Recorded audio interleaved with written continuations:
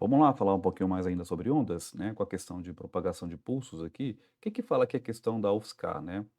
Ele fala o seguinte: a figura mostra dois pulsos de uma corda tensionada no instante t igual a t zero, propagando-se com uma velocidade de 2 metros por segundo em sentido oposto, né? E aqui ele diz: a configuração da corda no instante t 20 milissegundos é como, né? E aí o que que a gente pode aqui estar pensando? Esse pulso aqui, será que ele vai ultrapassar esse pulso depois de 20 milissegundos? Será que esse de cima vai ultrapassar esse outro? Eles vão se encontrar no meio do caminho, né? Então, como é que eu posso garantir se eles vão se encontrar ou não, né? Então, a gente tem que saber aonde é que ele vai terminar depois desse tempo que ele deu aí, né? Então, a gente tem que localizar a posição de um e de outro após 20 milissegundos. E para isso, vamos usar aqui base física básica, né? Então, você sabe que velocidade média, o que que é? Não é delta S por delta T? Então, vamos tentar descobrir aí aonde que o pulso, esse primeiro aqui, né? Vamos chamar aqui de um, né? Aonde que ele vai estar após 20 milissegundos? Bom, a velocidade ele falou que vale quanto? Vale 2, né? 2 metros por segundo. O delta S a gente quer descobrir onde ele vai estar, né? Quanto tempo demorou a brincadeira? Demorou 20 milissegundos, então 20, lembrando que milissegundo é o quê? É 10 elevado a menos 3, tá? Cuidado.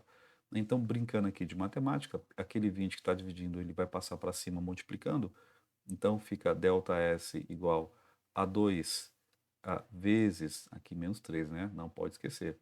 Então fica 2 vezes quem? Vezes 20 vezes 10 elevado o quê? A menos 3. Então o delta S vai dar quanto? Vai ficar 2 vezes 20 aqui no caso dá 40. Então fica 40, 10 a menos 3. Né? Arrumando esse negócio aqui, como é que fica, né? O que que é 10 a menos 3? É eu andar 3 casas para cá? Então, se eu coloco aqui o 40, eu tenho que andar 3 casas. Então, uma, duas, 3 casas, posso pôr um zero aqui na frente e põe a vírgula na frente, né? Ou seja, 40 10 a menos 3 é 0,040 o quê? Metros. Por que que eu sei que é metro? Porque a velocidade está em metro. Mas o que que é 0,040 metros? É a mesma coisa que 4 centímetros, né? Então, se eu multiplicar 0,040 por 100, que é um metro tem 100 centímetros, isso vai dar, aqui no caso, 4 centímetros. Então, eu sei que a posição de um, por exemplo, vai estar na posição de 4 centímetros, tá? O 2, como a velocidade também é a mesma, é 2 metros por segundo, o objeto 2, não vou nem perder tempo, a gente já pode deduzir que a posição tanto do pulso um quanto o do pulso 2, eles vão andar a mesma coisa, ou seja, 4 centímetros, né? Mas e aí, o que que o aluno tem que pensar? Né? Então, vamos imaginar que esse pontinho aqui seja o zero, né? Aqui é a posição zero, né? Aqui dá uma trajetória. Se eu tentar representar essa brincadeira, então vamos aqui tentar fazer essa figura. Então aqui está lá o pulso, né? Aí esse cara aqui vem para cá, e tá lá, tá lá, tá lá. Só que aqui, vamos colocar aqui valores, né, só para a gente mais ou menos indicar a posição onde ele vai estar. Então, se eu falar que aqui, por exemplo, é zero, vamos graduar esse negócio? Então, um, sei lá, 2, 3, 4, 5, 6, 7, né? Então, a distância ali entre eles, o problema falou que é 7 centímetros, então é mais ou menos isso aqui, né? Então, aqui a distância entre eles é 7 centímetros, como o problema diz, e aqui a gente tem aquele pulso ali, né, um pouco mais retangular, digamos assim. Aí ele fala, né, que essa altura aqui, ela é de 2 centímetros, né, então aqui é 2 centímetros, e essa alturinha aqui, no caso, é 1 centímetro, né, e esse cara aqui tem 2 de comprimento, e esse cara aqui tem 1 centímetro aqui de largura, né, essa largura aqui, por exemplo, é 1 centímetro. Agora, para pensar. Se esse cara aqui, se chamar aqui de zero, né, por exemplo, esse pulso ele vai ter que andar quanto? Ele vai ter que andar 4 metros, então ele vai andar uma, 2, 3, 4. Então, essa frente aqui vai estar onde? Vai estar nessa posição. Eu vou tentar desenhar aqui.